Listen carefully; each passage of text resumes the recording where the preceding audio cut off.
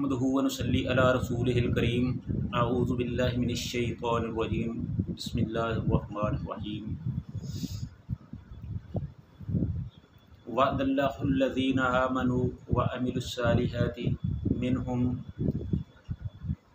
व मग़फ़िरतुन व अजरन अज़ीमा।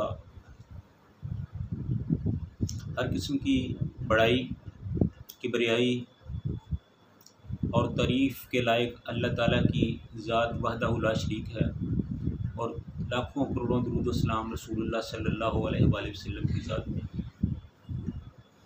आज हम हज़रत सईद बिन ज़ैद रज़ी अल्लाह ताला अन्हु के हवाले से कुछ गुफ्तगू करेंगे। हज़रत सईद बिन ज़ैद रज़ी अल्लाह ताला अन्हु रसूलुल्लाह सल्लल्लाहु अलैहि वसल्लम के बड़े जलील क़द्र सहाबी थे। उनका ताल्लुक़ कबीला कुरैश के मशहूर ख़ानदान बनु अदी से था। हज़रत उमर रज़ी अल्लाह तआला अन्हु का ताल्लुक़ भी इसी ख़ानदान से था, लिहाजा इन दोनों में क़राबतदारी भी थी। हज़रत उमर रज़ी अल्लाह तआला अन्हु और हज़रत सईद रज़ी अल्लाह तआला अन्हु के वालिद हज़रत ज़ैद दोनों आपस में चचेरे भाई थे। और इसके अलावा हज़रत उमर रज़ी अल्लाह तआला अन्हु की सगी बहन फ़ातिमा हज़रत सईद रज़ी अल्लाह तआला अन्हु की बीवी थी। इस तरह उनकी आपस में गहरी क़राबतदारी और ताल्लुक़ था। हज़रत सईद रज़ी अल्लाह तआला अन्हु अस्साबिक़ून अल अव्वलून में से थे, यानी वो लोग जिन्होंने सबसे पहले इस्लाम को कबूल किया और वो भलाई में सबसे ज़्यादा सबक़त ले जाने वाले थे। और इसके अलावा हज़रत सईद बिन ज़ैद रज़ी अल्लाह तआला अन्हु का ताल्लुक़ अशरा मुबशरा से भी था, जिनको अल्लाह ताला ने दुनिया में ही चलते फिरते जन्नत की बशारत दी थी।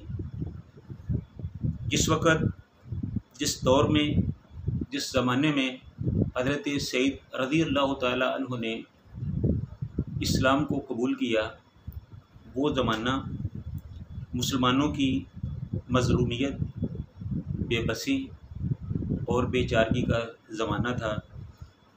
इसीलिए अल्लाह ताला ने ऐसे लोगों के लिए बहुत बड़ी खुशखबरियाँ और बहुत बड़ा मकाम रखा है और इन्हें कुरान पाक में अस्साबिकीन अल अव्वलीन के नाम से मौसूम किया गया है। हज़रत सईद रज़ी अल्लाह तआला अन्हु के वालिद ज़ैद ज़माने जाहिलियत में बुतों की परस्तिश से सख़त नफ़रत करते थे और इसीलिए वो मुशरिकीन मक्का की बुत परस्ती के सख़त ख़िलाफ़ थे और उनकी बुत परस्ती, गुमराही और अखलाकी बेरहरवई से बहुत ज़्यादा दिल बर्दाश्ता और बेजार थे। रसूलुल्लाह सल्लल्लाहु अलैहि वसल्लम की बेइज्जत से पहले ही वो हक़ की तलाश के लिए सरगर्दां रहते थे। वो मुतअद्दिद मरतबा ईसाई राहबों और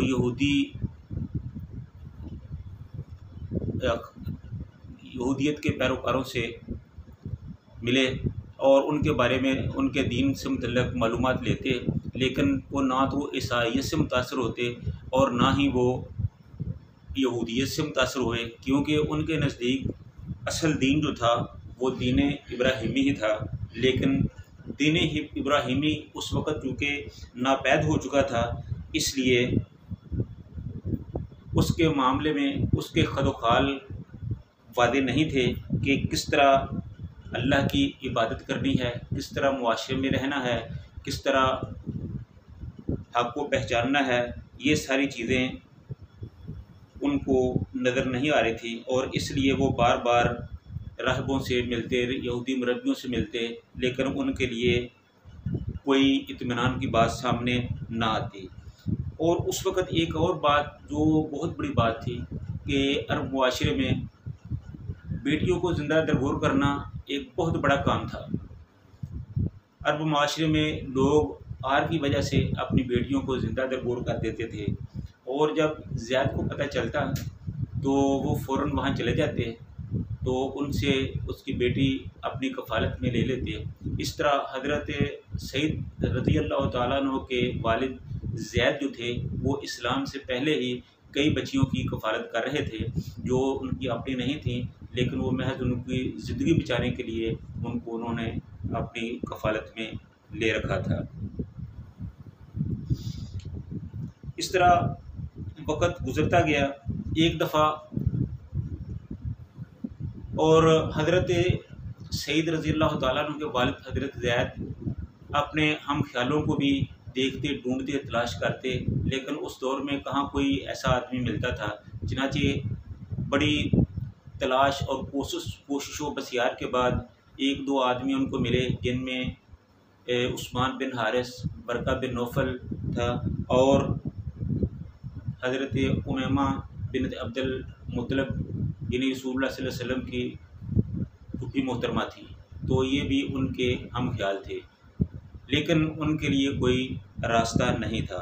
चुनाचे हज़रत सईद रज़ी अल्लाह तआला अन्हु के वालिद ज़ैद राह हक़ की तलाश में एक दफ़ा शाम पहुँचे और शाम में बुज़ुर्ग राहिबों के साथ मिले और उनसे तबादला ख्याल किया। तो उन्होंने उनको बताया कि आप ऐसा करो कि आप फ़ौरन मक्के में चले जाओ, ये वो वक़्त है जहाँ आखिरी नबी आने वाला है, वो मक्के में ही पैदा होगा और वहाँ से हिजरत करके खजूरों की सरज़मीन की तरफ जाएगा। तो लिहाजा तुम फ़ौरन मक्के में चले जाओ, वहीं से आखिरी पैगंबर जो हैं वो नबूवत का दावा करेंगे और वही दीन इब्राहीम का दोबारा से इहया करेंगे और यही तुम्हारी ज़रूरत है। तो जब ये बातें ज़ैद ने सुनी तो उनको बड़ी खुशी हुई, तो वो फ़ौरन मक्के के लिए वापसी पे रवाना हो गए। अभी वो थोड़ा ही आगे आए थे कि एक वीरान जगह पर डाकुओं ने उनके काफ़िले पर हमला कर दिया, तो बहुत से लोग ज़ख्मी हुए और बहुत से लोग मारे गए। इन्हीं लोगों में ज़ैद भी थे जो बहुत शदीद किस्म के ज़ख्मी हुए और उन पर निदा की हालत तारी हो रही थी। तो उन्होंने अपने हाथ आसमानों की तरफ फैलाए और अर्ज़ की, दुआ की कि ए अल्लाह, मैं तो हक़ से महरूम रह गया हूँ, लेकिन तू मेरे बेटे को सईद को हक़ से महरूम ना करना। चनाचे ये दुआ, एक तरफ वो ये दुआ कर रहे थे तो दूसरी तरफ उनकी जो अपने खालिक़ हकीकी से जा मिले। तो उसके बाद थोड़ी देर के बाद ही रसूलुल्लाह सल्लल्लाहु अलैहि वसल्लम ने दावा नबूवत कर दिया। तो क्योंकि एक तो ज़ैद की दुआ थी और दूसरा हज़रत सईद रज़ी अल्लाह तआला अन्हु की आँख ही एक ऐसे घर में खुली थी जहाँ बुतों से नफ़रत थी और वो हक़ की तलाश में, अपने बाप की तरह हक़ की तलाश में सरगर्दां थे। तो जैसे ही रसूलुल्लाह सल्लल्लाहु अलैहि वसल्लम ने दीन हक़ का ऐलान किया, तो हज़रत सईद बिन ज़ैद रज़ी अल्लाह तआला अन्हु ने इस्लाम को कबूल कर लिया। तो जैसे ही उन्होंने इस्लाम को कबूल किया, तो चूँकि उनकी बीवी हज़रत फ़ातिमा, हज़रत सईद रज़ी अल्लाह तआला अन्हु की बीवी हज़रत फ़ातिमा हज़रत उमर रज़ी अल्लाह तआला अन्हु की सगी बहन थी। तो किसी ने हज़रत उमर रज़ी अल्लाह तआला अन्हु को जाके खूब भड़काया कि देखो तुम्हारी बहन जो है वो मुसलमान हो गई है, सईद भी मुसलमान हो गया है। तो क्योंकि उस वक़्त हज़रत उमर रज़ी अल्लाह तआला अन्हु अभी मुसलमान नहीं हुए थे, तो वो इस्लाम के शदीद मुखालिफ थे। उनको जिसके बारे में पता चलता कि वो मुसलमान हो गया है, तो वो उनको बहुत तकलीफ़ें देते, उनको बहुत इज़हार-सानी, उनके लिए बहुत इज़हार-सानी करते। तो जब उनको पता चला कि उनकी बहन और उनके बहनोई ने इस्लाम कबूल कर लिया है, तो बड़े ही तैश और गुस्से की हालत में अपनी बहन के घर आए।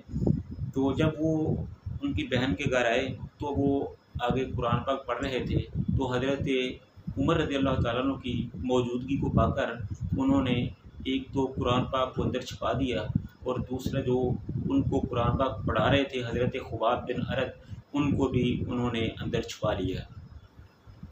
तो इस तरह उमर रज़ी अल्लाह तआला अन्हु और उनकी बहन के दरमियान ये बातचीत हुई। तो बातों बातों में हज़रत उमर रज़ी अल्लाह तआला अन्हु ने पूछा कि फ़ातिमा मुझे पता चला है कि तुम मुसलमान हो गए हो। तो उन्होंने कहा कि हाँ भाई, हम मुसलमान हो गए हैं, हमने रसूलुल्लाह सल्लल्लाहु अलैहि वसल्लम का कलमा पढ़ लिया है, इसलिए इसमें अब कुछ पाने वाली चीज़ नहीं है, अल्हम्दुलिल्लाह हम मुसलमान हो चुके हैं। तो ये बात हज़रत उमर रज़ियल्लाहु ताला अन्हु को बड़ी ग्राम गुज़री। तो उन्होंने हज़रत सईद रज़ियल्लाहु ताला अन्हु पर हमला कर दिया।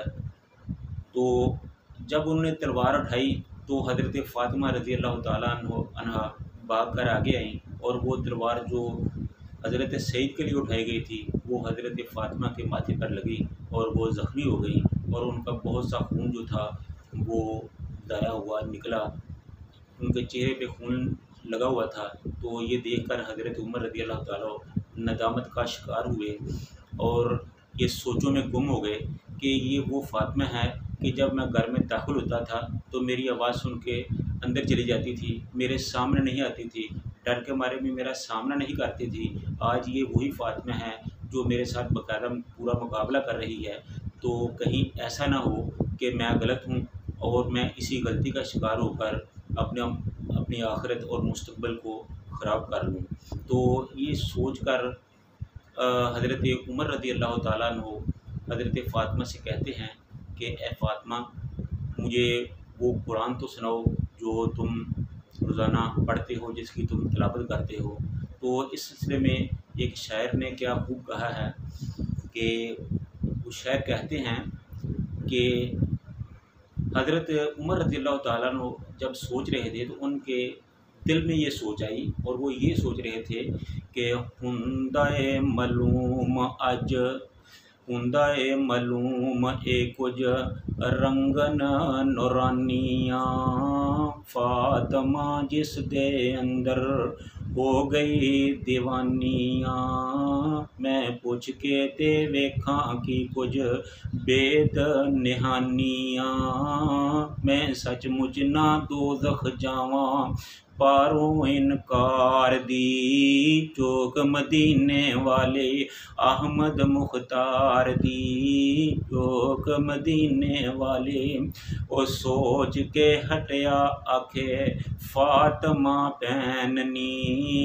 ले आके सुना दे मैनू जो पढ़े दिन रैननी, भला जे मेरे दिल नू आवे कुछ चैननी, सुनन दे लायक नहीं तू पैन पकार दी, चौक मदीने वाले अहमद मुख्तार दी, चौक मदीने वाले उन पैन दे अगे उमर वास्ता पावदा, नीले आके सुना दे मैनू चश्मा ईमान दा, तू ही सुना दे मैं नहीं हथ विलामदा, त्वाहा दियां ऐतां भैन कट खलार दी, चौक मदीने वाले अहमद मुख्तार दी, चौक मदीने वाले त्वाहा दियां आयतां अजे पहलियां आईयां सी, वीर नू फ़ातिमा जां पढ़ के सुनाइयां सी, ओ छम छम रोंदा नाले देंदा दुहाइयां सी, हंजुआं दे नाल दाड़ी भिज गई सरकार दी, चौक मदीने वाले अहमद मुख्तार दी, चौक मदीने वाले। तो जब हज़रत उमर रज़ियल्लाहु ताला अन्हु ने हज़रत फ़ातिमा रज़ियल्लाहु ताला अन्हा से कुरान सुना तो उनके दिल की दुनिया ही बदल गई। तो उन्होंने इस ख्वाहिश का इज़हार किया कि ए फ़ातिमा, मुझे रसूलुल्लाह सल्लल्लाहु अलैहि वसल्लम के पास ले चलो, मैं वहाँ जाकर मुसलमान होना चाहता हूँ। तो इस तरह हज़रत फ़ातिमा रज़ियल्लाहु ताला अन्हा उनको रसूलुल्लाह सल्लल्लाहु अलैहि वसल्लम के पास ले गई और हज़रत उमर भी मुसलमान हो गए। तो ये तो एक अलग मामला है हज़रत उमर रज़ियल्लाहु ताला अन्हु का। तो हज़रत सईद बिन ज़ैद रज़ियल्लाहु ताला अन्हु इन हालात में मुसलमान हुए। तो हज़रत सईद रज़ियल्लाहु ताला अन्हु रसूलुल्लाह सल्लल्लाहु अलैहि वसल्लम के उन जलील कदर सहाबा में से थे जिनका तल्लुक़ अशरा मुबशरा से था। ये उनके उनके और उनके वालिद के चंद एक हालात ज़िंदगी थे जो आपके सामने बयान किए गए हैं। तो इंशाअल्लाह अगली नशिस्त में हम उनके लिए मज़ीद गुफ्तगू करेंगे। अल्लाह ताला से दुआ है कि अल्लाह ताला हमें रसूलुल्लाह सल्लल्लाहु अलैहि वसल्लम और उनके सहाबा रिज़वानुल्लाह अलैहिम अजमईन के नक्श कदम पर चलते हुए इस्लाम की खिदमत की तौफ़ीक़ अता फ़रमाए। व आखिरु दावाना अनिल हम्दुलिल्लाहि रब्बिल आलमीन।